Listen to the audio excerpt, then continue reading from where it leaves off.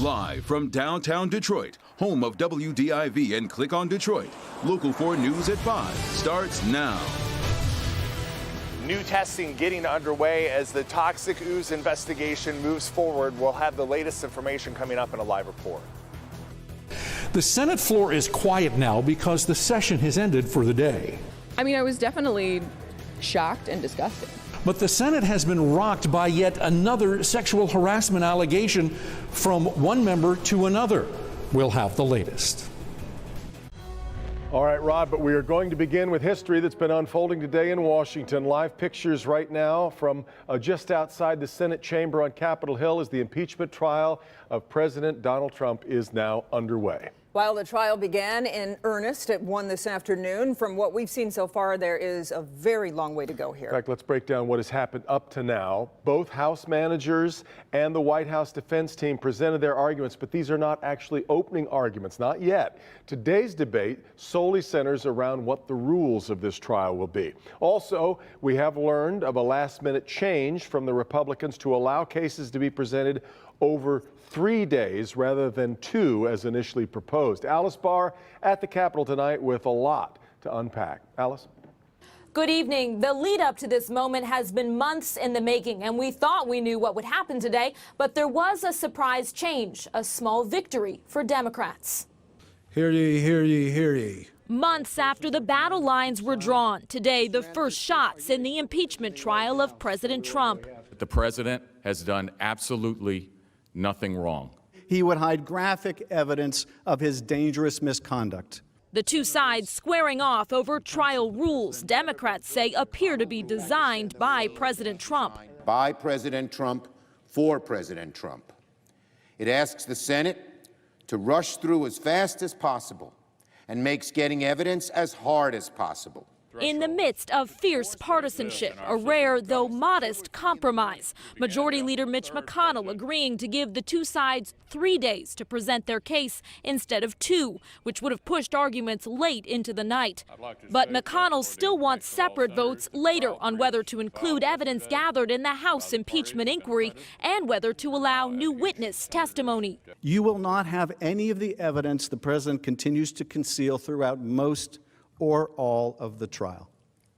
And although the evidence against the president is already overwhelming, you may never know the full scope. The man at the center of the storm spending the day outside the country. President Trump speaking from the World Economic Forum in Switzerland. It's the witch hunt that's been going on for years, and frankly, it's disgraceful. Senators now prepared to decide for themselves, with oral arguments expected to begin tomorrow. These senators will be playing an unusual role as spectators on their own floor. They're forbidden from speaking throughout the trial and have to submit any questions in writing. In Washington, Alice Barr, Local 4.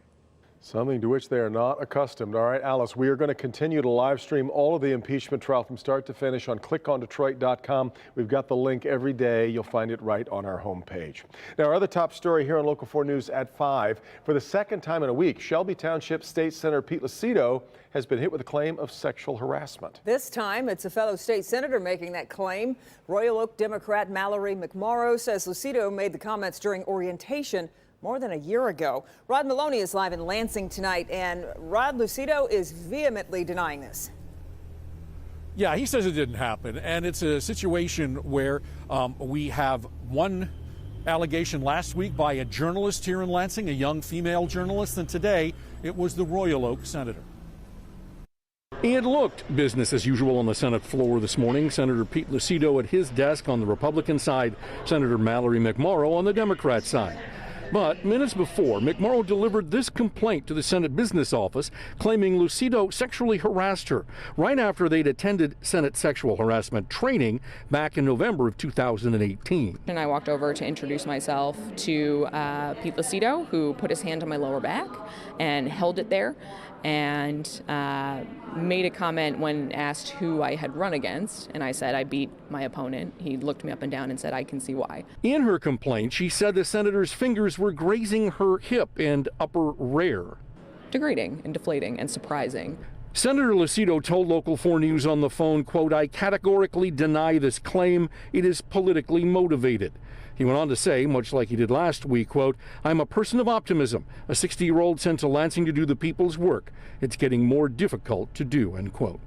The senator claimed she didn't say anything for 14 months because she was new to Lansing and needed to get along.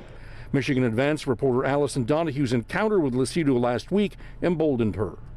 I mean, I was definitely shocked and disgusted. I called my husband as soon as I got in the car to go home and said, "You will not believe what happened today." And I think he was more upset than I was. Now, Pete Lucido clearly has higher political aspirations. This is certainly not helping. And it's one of those situations where he is normally quite outspoken about many things. And in fact, last week came out and gave extensive interviews about the situation last week. Today, he opted out. Today, he says he has a lot to say. He's just not going to say it now. Back to you. So, Rod, to help me understand how the process works and what might happen to Lucido if indeed it is found that he acted improperly.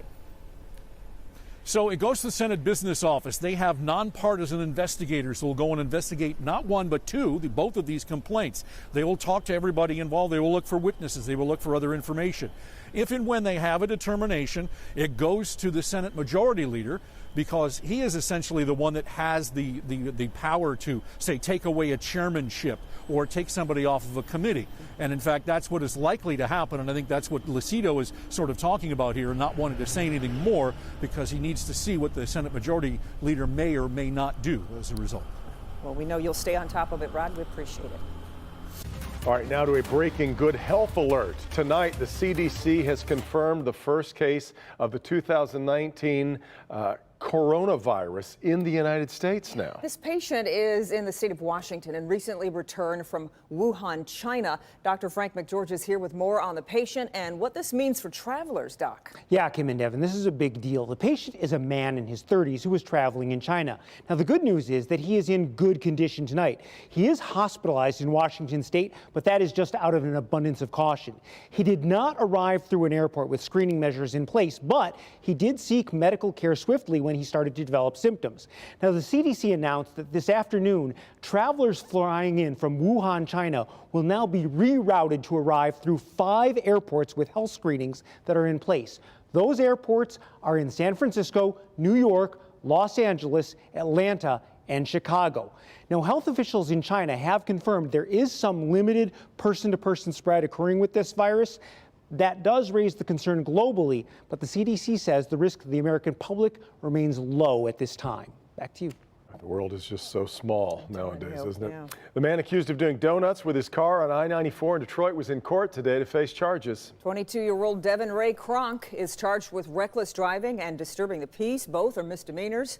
He's also facing charges for an earlier traffic misdemeanor. Video of the December stunt attracted a lot of attention. Police identified Cronk as a suspect and he turned himself in. He's due back in court later this month.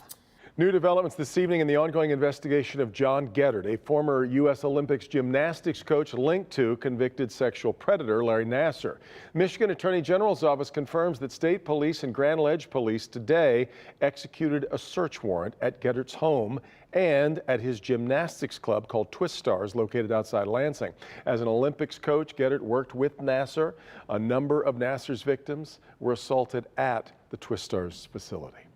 Recreational marijuana has been legal in Michigan now for a couple of months, but right now there is not a place in the city of Detroit for folks to legally buy it. And it's going to stay that way at least through March after a vote today by the city council. Larry Spruill joins us live. And Larry, what's behind this delay? Well, Kimberly and Devin, the city of Detroit wants to make sure that the people of Detroit will benefit from recreational marijuana being sold at dispensaries like this one here on the east side. Now, I spoke with Councilman Tate tonight. He tells me that he wants to make sure the people here will reap what they sow. It was unanimous. Yep, unanimous vote of support. All in favor of extending the end-all be-all deadline to decide if Detroit should or should not allow the sale of recreational marijuana. We're all trying to figure it out. So no one has the model that we can just pick from one location and use for us. And Councilman James Tate with Detroit City Council wants to make sure Detroit gets it right. That's why Tuesday he introduced a proposal to amend the city's temporary opt-out ordinance for adult use marijuana marijuana to extend through March 31st, 2020 instead of January 31st. There are a number of things that we're looking at. How do we incentivize Detroiters? How do we reduce fees for the licensing for Detroiters? His mother owns a florist shop, so he did the flowers on the back of the tee, and I took the pictures.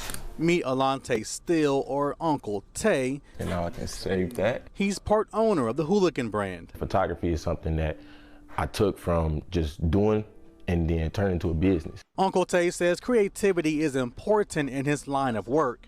That's why he supports the usage of marijuana. It helps me remain focused when I need to get something done, or it just helps me relax. Steele says most of his time and effort is geared towards his business, but he's always looking for a chance to expand his brand and his creativity. If the opportunity were to present itself, I would figure out how to work it out, because that's $1 million industry.